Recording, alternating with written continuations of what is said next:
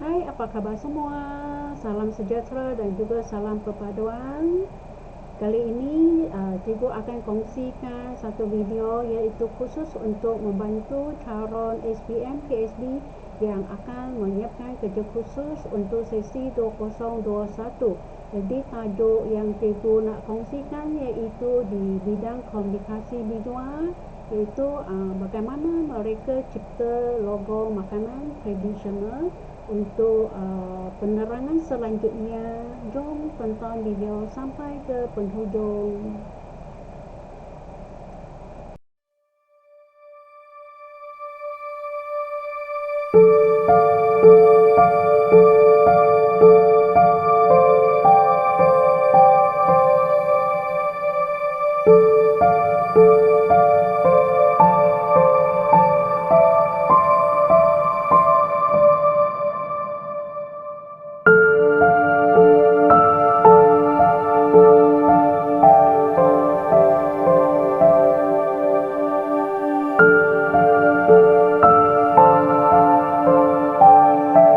Tajuk yang cikgu nak kongsikan iaitu komunikasi visual, iaitu bagaimana mereka cipta logo makanan tradisional, iaitu boleh dijadikan sebagai panduan untuk menyiapkan kerja khusus KRSB kertas 3 kod 611/3.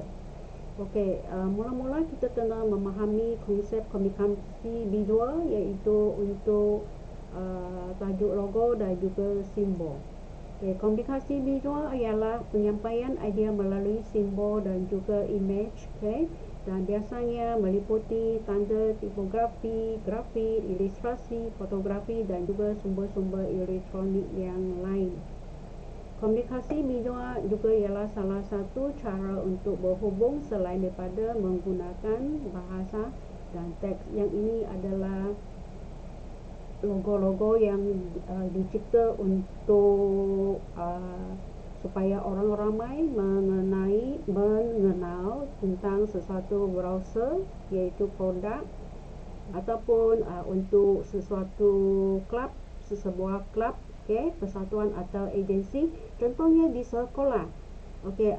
Klub pendidikan seni visual bahasa Melayu sejarah sebenarnya boleh mencipta logo untuk melambangkan klub tersebut.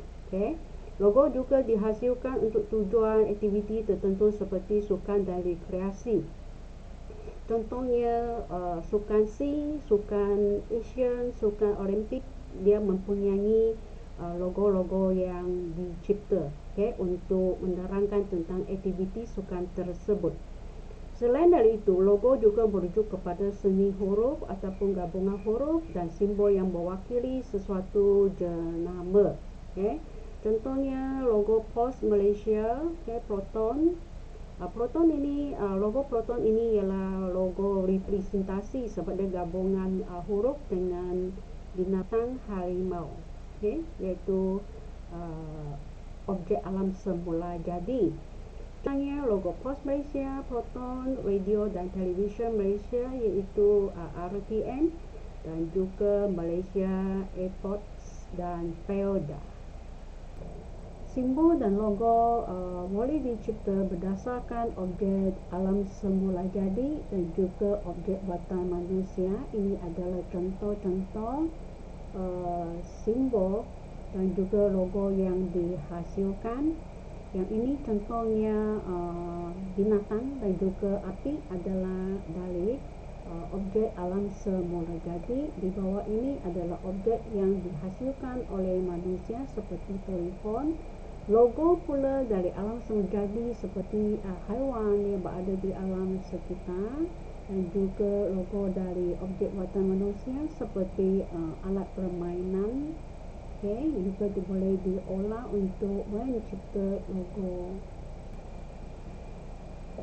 Ciri-ciri simbol dan logo, iaitu simbol dan logo mempunyai ciri-ciri yang tertentu.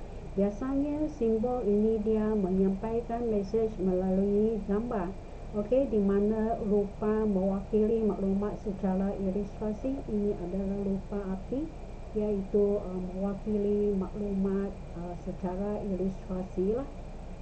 dan representasi gambar alam semula jadi ataupun objek buatan manusia.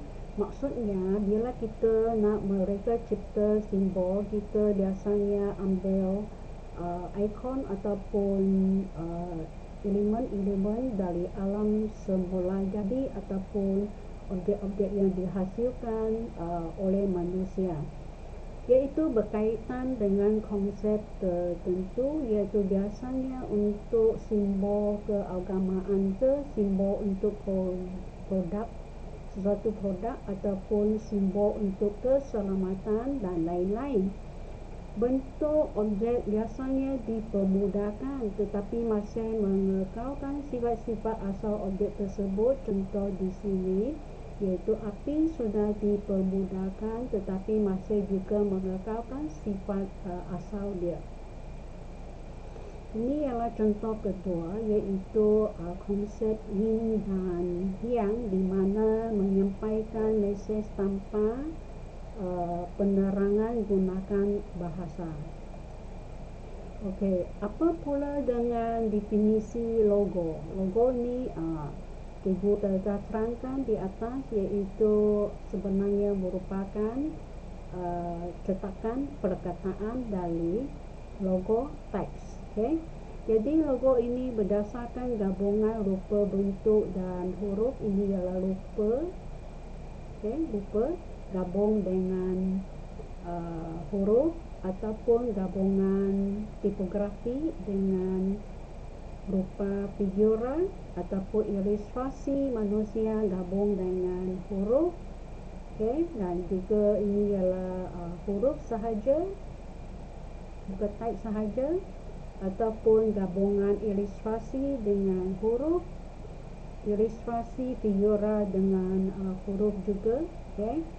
Dan boleh mengandungi tulisan dan gambar, mempunyai tulisan dan gambar. Ini ada contoh, ada tulisan, ada gambar.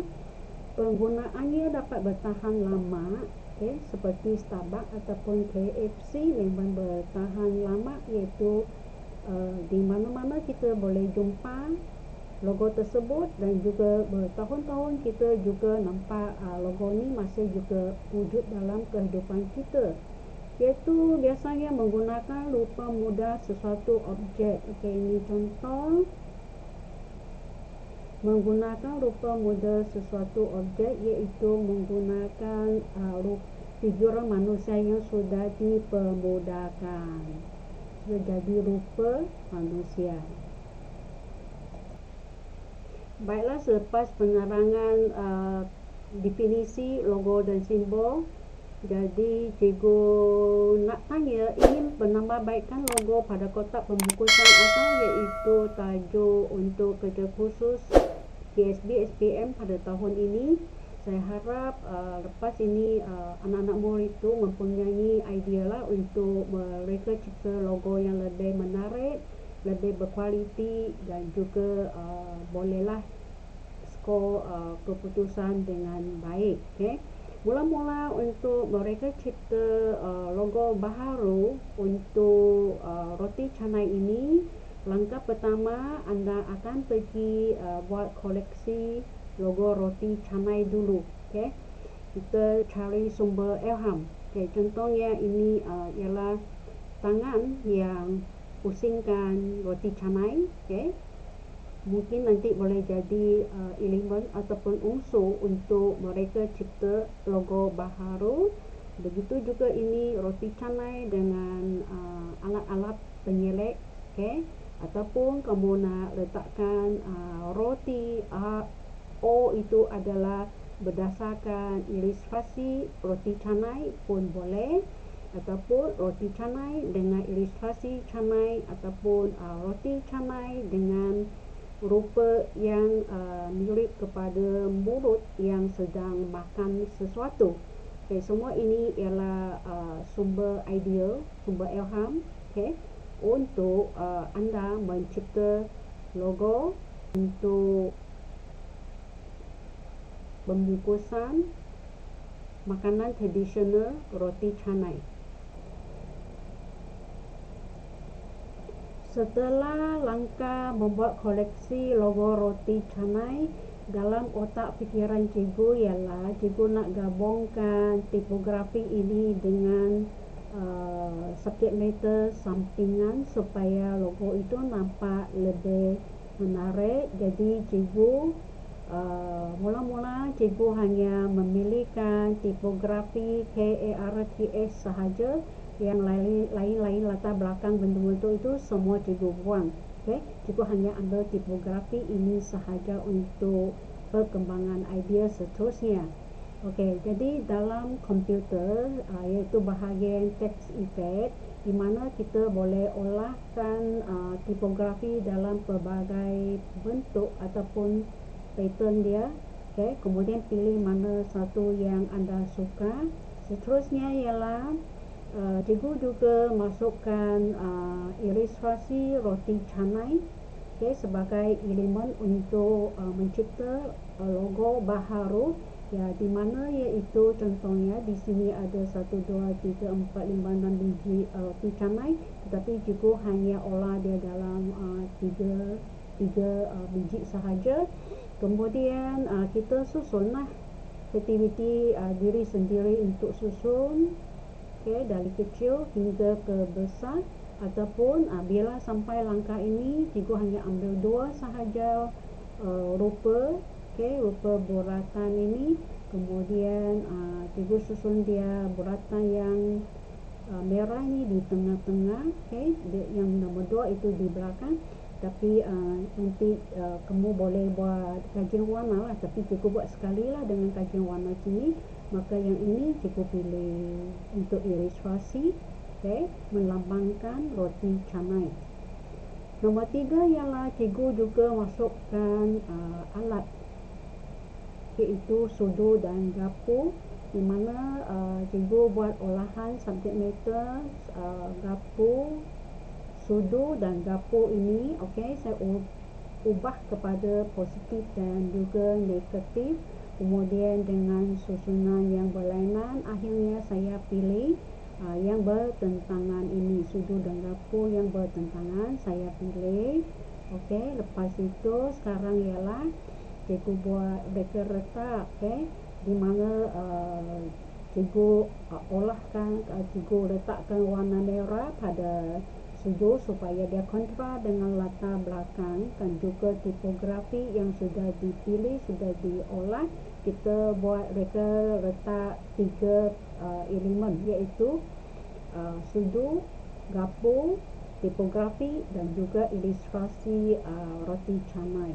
Ini ialah reka retak pertama, reka retak nombor 2, reka retak nombor 3, kemudian reka retak yang keempat.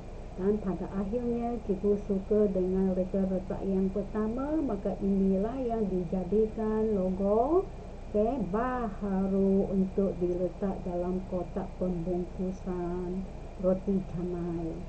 Ini ialah, selain dari itu cikgu juga galakkan bolehlah buat penerokaan, buat latihan ataupun cuba letakkan roti canai, ilustrasi roti canai ini dengan garpu dan juga sudu itu dalam kedudukan ataupun komposisi yang berlainan. Dan anda akan jumpa mesti ada satu olahan itu yang menarik dan boleh dipilih untuk jadi logo. Tetapi cikgu pilih olahan inilah, cikgu suka ini. Dan akhir sekali ialah penambahbaikan logo kotak pembungkusan roti canai pun sudah selesai, di mana kita punya logo baharu untuk kotak pembungkusan roti canai ini. Bolehlah letak di mana-mana yang anda anggap sesuai, tetapi kena ingat bahawa logo ini kamu juga kenalah padan dengan dia punya tipografi, tajuk produk, dan juga apa lagi dia punya ilustrasi. Ada ilustrasi kan, ada olahan ilustrasi. Kalau anda nak penambahkan ilustrasi, kalau tidak beritahukan sahaja. Kemudian padangan yang lain-lain dari segi warna dia. Itu sahaja yang cikgu nak kongsi pada hari ini.